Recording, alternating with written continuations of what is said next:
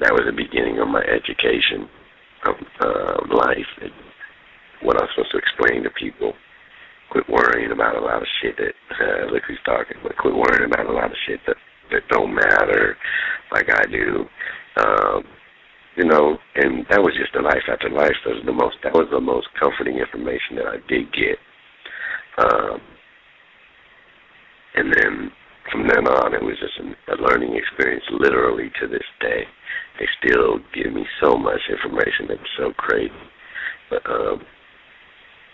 it's crazy. That's crazy. Let's see what's going on in the chat room real quick. So, Ricky, why do you think they abducted you? Did they have a purpose? Yeah, they did. They have a purpose for not just me. I ain't special. Matter like I do. And that was just the life after life. That was the most comforting information that I did get. And then from then on, it was just, that's how, like, my name, instead of Ricky, they call me the Prophet. But it started getting really interesting after the medical examination, because that's when they told me a lot of things. That's when I started asking crazy questions, like real shit. And they were educating me in life. So the whole life after life thing, I think that's way more interesting than the gel pool or how did they control me or all that stuff. Because when they told me how I'm gonna die, I lost it. I flipped out. And when they let me experience the life after life experience and get to witness, actually go through it and see it, that was the beginning of my education of life and what I'm supposed to explain to people. Quit worrying about a lot of shit that, look who's talking, but quit worrying about a lot of shit that don't matter like I do. And that was just the life after life. That was the most comforting information that I did get.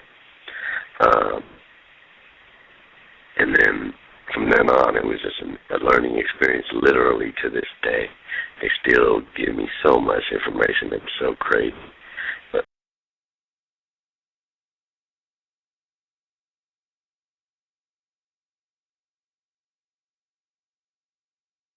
was that too rough of a draft, or? No, that's okay. Now, as far as I know that when you called in last week on the show, you said that there was some messages that you felt they wanted you to give us and to tell us about, and go ahead and feel free to do that. All right. The ones that were what they trip off is me telling the abduction story over and over, which is meaningless. That's nothing.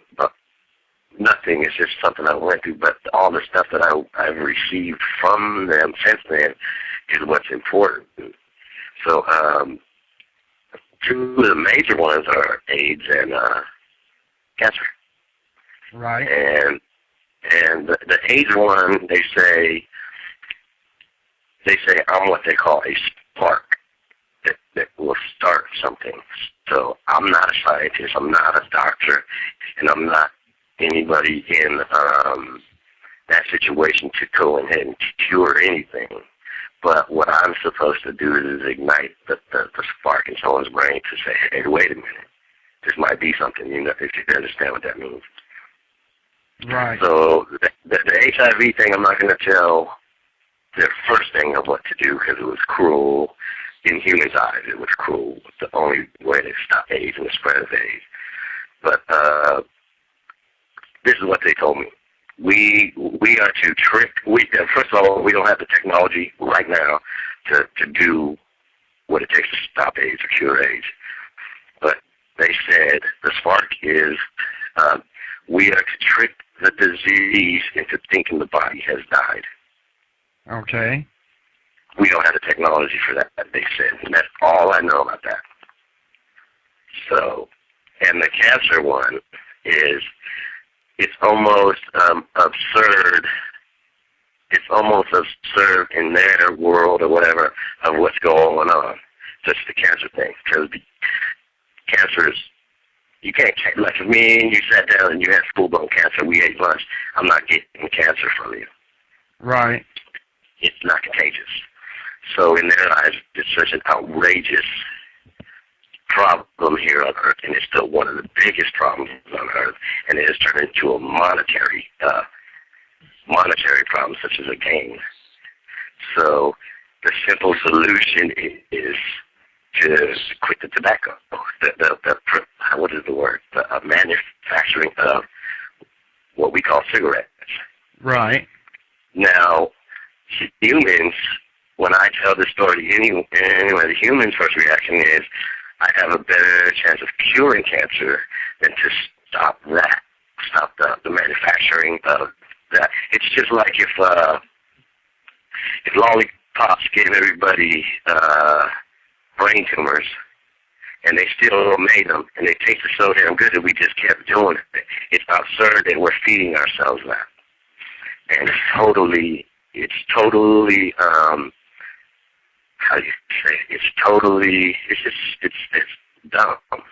Right. You know, it's the easiest thing to cure, and it's our biggest problem. Well, you know, okay, you give out the fact, you know, and everybody knows that smoking causes cancer, but there are other things that cause cancer as well. How do you explain the ones who have never smoked and never been, you know, like, you know, there are places where you can go where you could possibly live your life without even being near somebody who smoked. And you first thing I asked.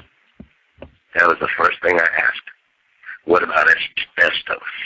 What about just the pollution on, you know, from cars and stuff like that? Right. And they said that's not your situation. Once you do this, then someone else can stand up and take care of that, because that's the problem with us. Instead of taking care of one problem at a time, we take 5 problems at one time, and you're never going to solve it. When you raise charity $3 million for 5 million hungry people, it's nothing. Right. Makes no sense at all. Absolutely no sense. So when I asked them that, they were sort of upset that it's like, you need to focus on this. This has nothing to do with that.